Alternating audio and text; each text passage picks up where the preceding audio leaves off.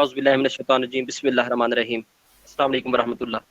آج ہم روزے کے متعلق جو ہے وہ ڈسکشن کریں گے، ليلۃ القدر اور اعتکاف کا بھی ذکر کریں گے انشاءاللہ۔ روزہ کو انگلش میں فاسٹ کہتے ہیں۔ فاسٹنگ مین ٹو سٹاپ، رک جانا۔ روزہ کے لیے قرآن مجید میں صوم اور صیام کا لفظ استعمال کیا گیا، جو کہ عربی لفظ ہے۔ صوم کا مطلب ہوتا ہے ٹو ابسٹین، پرہیز کرنا، رک جانا۔ روزہ 10 شعبان 2 ہجری کو فرض ہوا۔ قرآن مجید میں سورۃ بقرہ کی آیت نمبر 183 میں اللہ پاک فرماتے ہیں، یا ایھا الذین آمنوا کتب علیکم الصیام کما کتب علی الذین من قبلکم لعلکم تتقون۔ اے ایمان والو، تم پر روزے فرض کیے گئے ہیں جس طرح تم سے پہلے لوگوں پر فرض کیے گئے تھے، تاکہ تم پرہیزگار بن جاؤ۔ روزہ اسلام کا چوتھا رکن ہے۔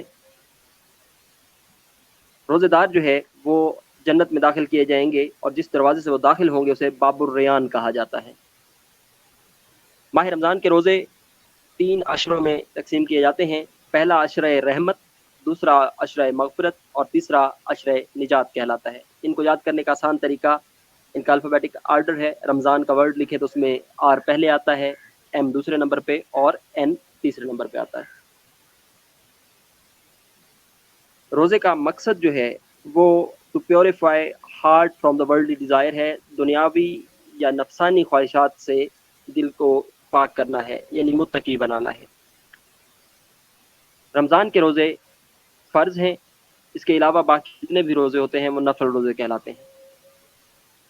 روزہ کو جسمانی زکوٰۃ بھی کہا جاتا ہے، اور اگر کوئی شخص روزہ توڑ دے تو اس کو یا تو 60 مسکینوں کو کھانا کھلانا ہوگا، یا مسلسل 2 مہینے کے روزے رکھنے ہوں گے کفارہ کے طور پر۔ اگر ہم بات کریں تو جو بھولے بھٹکے اگر کوئی انسان منہ میں کوئی چیز ڈالے یا اسے کھا لے تو اس پر کفارہ یا قضا نہیں ہوتی، بشرط یہ کہ جب اسے یاد آئے تو فوراً وہ منہ میں بقیہ چیز کو باہر تھوک دے، پھینک دے۔ ایسا نہ ہو کہ منہ میں لی ہوئی چیز کو وہ نگل لے۔ اگر اس نے نگل لیا تو پھر اس پر کفارہ لازم آئے گا۔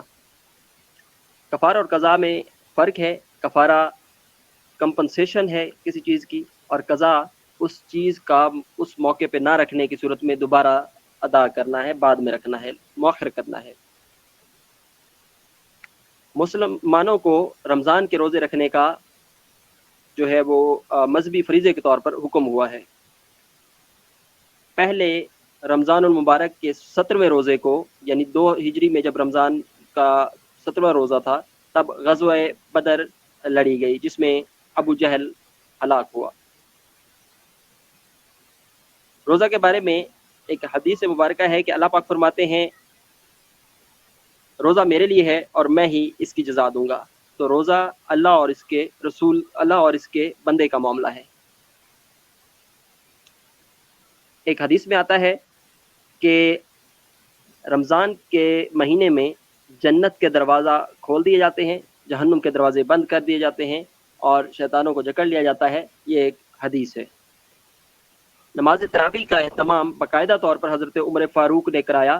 اس سے پہلے آپ صلی اللہ علیہ وسلم نے بھی نماز تراویح ادا تو کی، لیکن باقاعدہ اہتمام منتھلی وہ حضرت عمر فاروق نے کرایا جب انہوں نے دیکھا کہ صحابہ رمضان کے مہینے میں قرآن مجید کی دہرائی کرنا چاہتے ہیں، تو انہوں نے تراویح کے ذریعے اس کو منظم کیا۔ رمضان اسلامک کیلنڈر کا 9واں مہینہ ہے۔ روزہ جو ہے وہ گناہوں کے خلاف ایک ڈھال ہے، شیلڈ ہے۔ رمضان کے آخری اشرہ میں اعتکاف کیا جاتا ہے۔ اس اعتکاف کے لفظی میننگ ہے سیکلشن، یعنی تنہائی۔ رمضان میں کیا جانے والا اعتکاف جو کہ ایک عشرہ کا ہوتا ہے اسے سنہ اعتکاف کہتے ہیں، اور اگر وہ ایک عشرہ سے کم ہو تو وہ نفل اعتکاف ہو جاتا ہے۔ صوم کو قرآن مجید میں شیلڈ سے، پروٹیکٹیو لیئر سے مشابہت دی گئی ہے، کیونکہ یہ گناہوں سے بچاتا ہے۔ احادیث مبارکہ کے مطابق روزہ دار کے منہ کی خوشبو مشک کہلاتی ہے، اور یہ اللہ تعالیٰ کو بہت محبوب ہے۔ رمضان کے آخری عشرہ میں لیلۃ القدر کی رات ہوتی ہے. اس کے بارے میں حدیث نبوی ہے کہ اسے لیلۃ القدر کو آخری عشرہ کی طاق راتوں میں ڈھونڈو، اور یہ ایک بڑی فضیلت والی رات ہے. لیلۃ القدر 1000 مہینے کی عبادت سے بہتر ہے. اگر ہم روزہ کی بات کریں تو اس کے انسانی زندگی پر بہت سارے اثرات آتے ہیں. اگر ہم انفرادی زندگی کی بات کریں تو روزہ انسان میں احساس بندگی پیدا کرتا ہے. اس کے میڈیکل فوائد ہیں. اس سے نفس کی اصلاح ہوتی ہے. یہ اللہ تعالیٰ کے حکم کی تعمیل بھی ہے.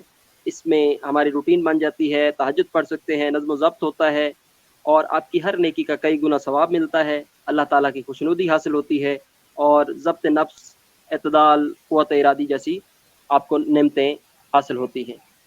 اور اگر ہم روزہ کے اجتماعی یا سوشل لائف پہ امپیکٹ دیکھیں تو اس میں غریبوں کا احساس آتا ہے، تقوی اور پرہیزگاری کی فضا پیدا ہوتی ہے، ایک جماعت، مسلم جماعت ہونے کا احساس پیدا ہوتا ہے، اثار و قربانی کا جذبہ پیدا ہوتا ہے، جیسا کہ مواخات کا مہینہ بھی اسے کہا جاتا ہے.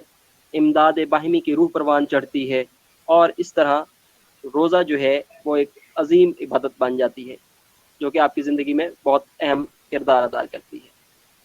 میں امید کرتا ہوں کہ آج کی ویڈیو آپ کو پسند آئی ہوگی. کائنڈلی ہمارے چینل کو ضرور سبسکرائب کریں، شیئر کریں، اور ویڈیو کو لائک